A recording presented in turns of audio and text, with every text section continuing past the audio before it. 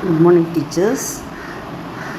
இந்த வீடியோ வந்து எக்ஸாமுக்கு முன்னாடி ஒரு 3 டேஸ்க்கு நம்ம படித்ததெல்லாம் திருப்பி பார்க்குற நேரம். அதுவும் முக்கியமாக இந்த வீடியோ வந்து உங்களுக்கு கையில் இருந்ததுன்னா படித்ததை ரீகால் பண்ணுறதுக்கு ரொம்ப யூஸ்ஃபுல்லாக இருக்கும். அதை பார்க்கலாம். இன்றைக்கி சோஷியலில் எது நம்ம வந்து குறிப்பாக நம்ம நோட்ஸ் எடுத்து வச்சுக்கணும் அப்படின்ட்டு நம்ம பார்க்க போகிறோம். ஒரு 50 பாயிண்ட்ஸை பார்க்கலாம். சிந்துவெளி நாகரிகம். சிந்துவெளி மக்கள் இரும்பு மற்றும் குதிரையை அறிந்திருக்கவில்லை. மனிதனால் முதலில் கண்டுபிடிக்க மற்றும் பயன்படுத்தப்பட்ட உலோகம் வந்து செம்பு. இந்த செம்பு என்ற உலோகம்தான். அடுத்தது முகஞ்சாதாரோ பார்த்திங்கன்னா இறந்தவர்களின் மேடு. முகஞ்சாதாரோ கண்டுபிடிக்கப்பட்ட மிகப்பெரிய நீச்சல் குளம், தானிய களஞ்சியம் ஆகியவை மிக முக்கியமான கட்டட அமைப்பு. மொஹஞ்சதாரோனாக்கா என்ன மீனிங்? இறந்தவர்களின் மேடு. வேத காலம். சபா சமிதி, மக்கள் பிரதிநிதிகளுடைய அவை. வேறு என்னது? சபா சமிதி. அரசனுக்கு நிர்வாகத்தில் உதவியவங்க பேர் வந்து சபா சமிதி, மூத்தவர்கள். மகா ஜனபதங்கள் அப்படின்னு என்னது? வட இந்தியாவில் இருந்த 16 மகா ஜனபதங்களில் மிகவும் வலிமை வாய்ந்த மற்றும் பெரிய அரசராக உருவெடுத்தது மகதம். சமணமும் பௌத்தமும். சமண சமயத்தின் 24வது மற்றும் கடைசி தீர்த்தங்கரர் வந்து மகாவீர். அவருடைய இயற்பெயர் என்னது? வர்தமானர். பௌத்த சமயத்தை தோற்றுவித்தவர் சித்தார்த்தர். மௌரிய பேரரசு. இந்தியாவின் முதல் பேரரசை உருவாக்கியவர் சந்திரகுப்த மௌரியர். கலிங்க போருக்கு பின், அதாவது கிமு, போரை துறந்து அமைதி வழியை ஏற்ற முதல் அரசர் அசோகர். இவர் வந்து தேவ நம்பிரியர் என்று அழைக்கப்படுகிறார். இதை கேட்டுட்டு யார் அப்படின்ட்டு கேட்பாங்க. அதுக்கு விடைய பார்த்துப்போம். குப்த பேரரசு. குப்த வம்சத்தை தோற்றுவித்தவர் யார்? ஸ்ரீகுப்தர். இந்தியாவினுடைய நெப்போலியன் என்று அழைக்கப்பட்டவர். இந்தியாவினுடைய நெப்போலியன் என்று அழைக்கப்படுவர் யார்? ஸ்ரீகுப்தர். தோற்றுவித்தவர் ஸ்ரீகுப்தர். இந்தியாவின் நெப்போலியன் என்று அழைக்கப்பட்ட சமுத்திரகுப்தர். இவருடைய சாதனைகள் புகழும் கல்வெட்டு அலகாபாத் தூண் கல்வெட்டு.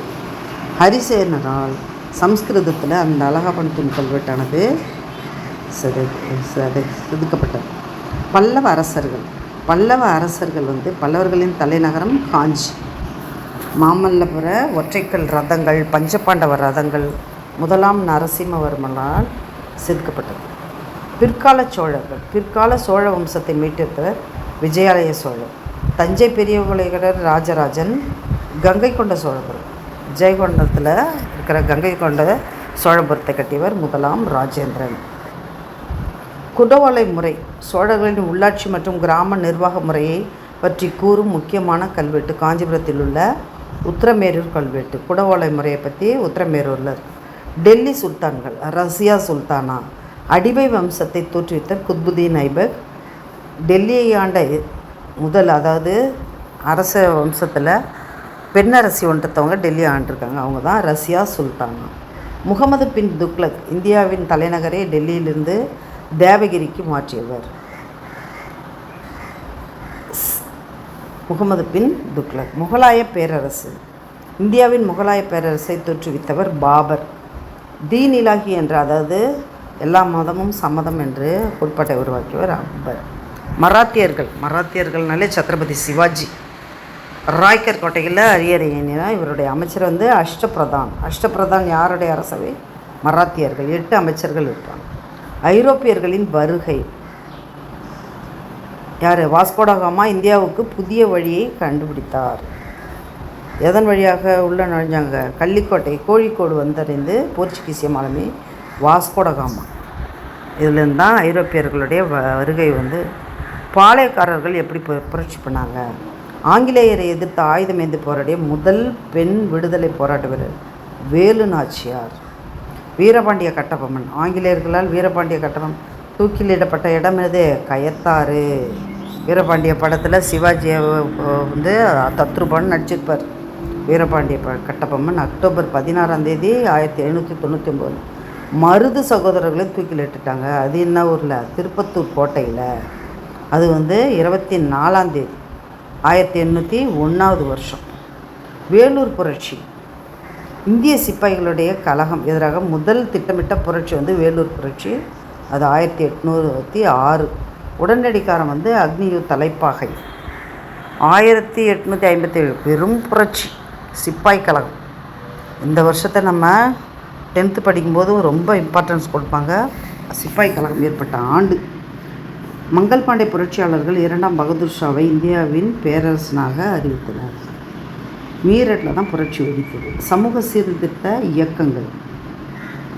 பிரம்ம சமாஜத்தை ராஜாராம் மோகன் ராய் சதி ஒழிப்புக்கு கணவனுடன் உடன்கட்டையர் திட்டத்தை எதிர்த்தவர். ஆரிய சமாஜத்தை தோற்றுவித்தவர் சுவாமி தயானந்த சரஸ்வதி. இவரது முழக்கம் வேதங்களுக்கு திரும்புங்கள். அடுத்தது புவியியலில் பார்ப்போம். இதில் 20 பாயிண்ட்ஸ் பார்த்தோம். ஹிஸ்ட்ரியில் புவியியலில் பார்ப்போம். சூரிய குடும்பம். சூரிய குடும்பத்தில் உள்ள கோள்களின் எண்ணிக்கை 8. மிக வெப்பமான கோள் வெள்ளி, அழகான வளையங்களை கொண்ட கோள் சனி, உருளும் கோள் யுரேனஸ். புவியின் இயக்கங்கள். பூமி தன் அச்சில் 23 இப்படி இப்படி இருக்காது வட்டம், கொஞ்சம் சாஞ்ச மாதிரி சுற்றினது. 23.5 டிகிரி சாஞ்சு தன்னைத்தானே சுற்றி கொள்வதால் இரவு பகலானது ஏற்படுகிறது. பருவகால மாற்றங்கள் முக்கியமாக ஏற்படுது. புவியின் உள்ளமைப்பு.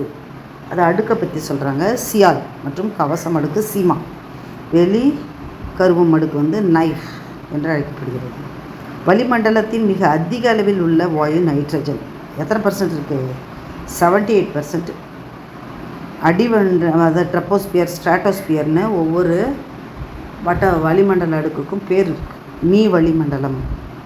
இந்தியாவினுடைய அமைவிடம் பார்த்திங்கன்னா, இந்தியா வந்து 7வது பெரிய நாடு, ஆசியாவில் 2வது பெரிய நாடு. இந்தியாவின் திட்ட நேரம் IST டைம் 82 டிகிரி 13 மினிட்ஸ். கிழக்கு தீர்க்க ரேகை எந்த ஊரில் அடிப்படை கணக்கிடப்படுகிறது? அலகாபாத், மிர்சாபூர்.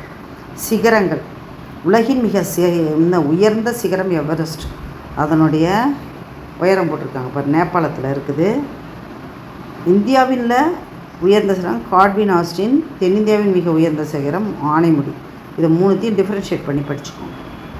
இந்திய ஆறுகள். வற்றாத ஜீவ நதிகள். வட இந்தியாவின் ஆறுகள் கோதாவரி. தென்னகத்தில் கங்கைன்னு புகழப்படுவது காவிரி. நீளமான ஆறு எதுன்னு கேட்டிங்கனாக்கா கோதாவரி. பருவக்காற்றை பற்றி பார்க்கும்போது இந்தியாவின் ஒட்டுமொத்த மழைப்பொழிவுக்கு 75% காரணமாக இருக்குது தென்மேற்கு பருவக்காற்று. தென்மேற்கு பருவக்காற்று செய்தி சொல். அது மாதிரி பருவக்காற்று மழைப்பொழிவுக்கு 75% கொடுக்குறது தென்மேற்கு பருவக்காற்று. தமிழ்நாட்டில் அதிக மழை வருதுனாக்கா வடகிழக்கு பருவக்காற்று. அக்டோபர்லேருந்து தீபாவளி நேரத்தில் அம்மாலாம் முறுக்கு சுடுறதுக்கு காய வைக்கிறதுக்கு அலம் மோதுவாங்க. அக்டோபர் மாதம் தான் அந்த வடகிழக்கு பருவக்காற்று வரும். October to December. அப்புறம் மண்ணியல் ஜியாலஜி. இந்தியாவின் மிக அதிக பரப்பளவில் காணப்படும் மண் வகை வண்டல் மண், கரிசல் மண்.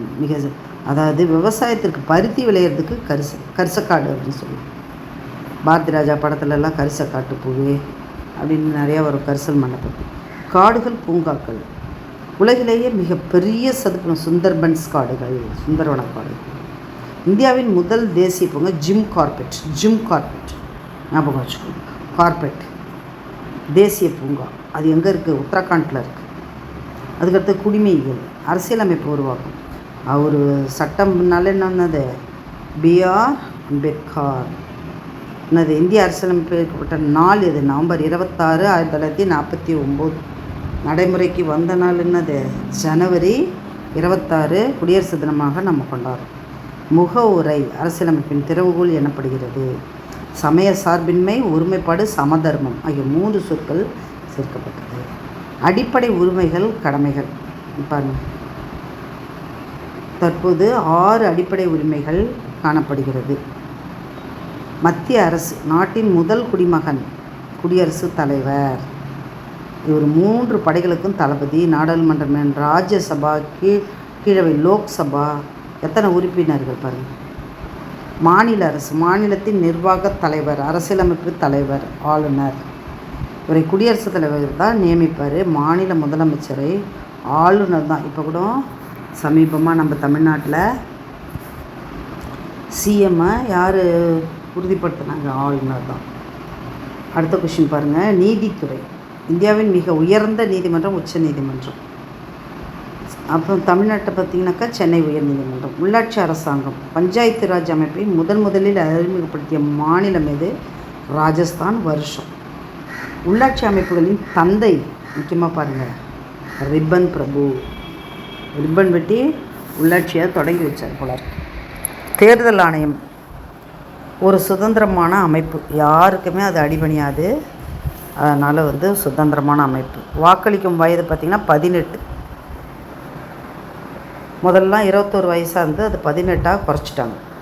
மனித உரிமைகள் பாருங்கள், உலக மனித உரிமைகள் தினம் ஒவ்வொரு ஆண்டும் டிசம்பர் 10ஆம் தேதி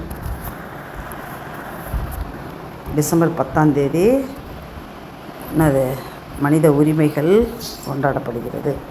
அக்டோபர் 24 தான் யூஎனில் தோற்றுவிக்கப்பட்டது. குழந்தைகள் உரிமைகள் இலவச மற்றும் கட்டாய ஆர்டி ஆக்ட் எந்த வருஷம்? 2010 ஏப்ரல் 1. ஃபோக்ஸோ 2012. பொருளாதாரத்துறைகள் முதன்மை துறை, 2ஆம் துறை, 3ஆம் துறை, சார்பு துறைகள், சேவைகள், வங்கி. எந்தெந்த துறைகள் முதன்மை, 2ஆம், 3ஆம் துறைகள்? மொத்த உள்நாட்டு உற்பத்தி ஜிடிபி என்னன்னு பார்த்தம்போது இந்தியாவின் ஜிடிபியில் அதிக பங்களிப்பு வழங்கும் துறை சேவைகள் துறை. இந்திய ரிசர்வ் வங்கி இந்தியாவின் மைய வங்கியான ஆர்பிஐ தோற்றுவிக்கப்பட்ட ஆண்டு, அந்த ஆண்டெல்லாம் ஞாபகம் வச்சுக்கோங்க. தேசியமயமாக்கப்பட்டது 1949 ஜனவரி 1. ரூபாய் குறியீடு, இந்திய ரூபாய்க்கான குறியீடு ரூன்ற இந்த ஹிந்தியில் போடுவாங்க.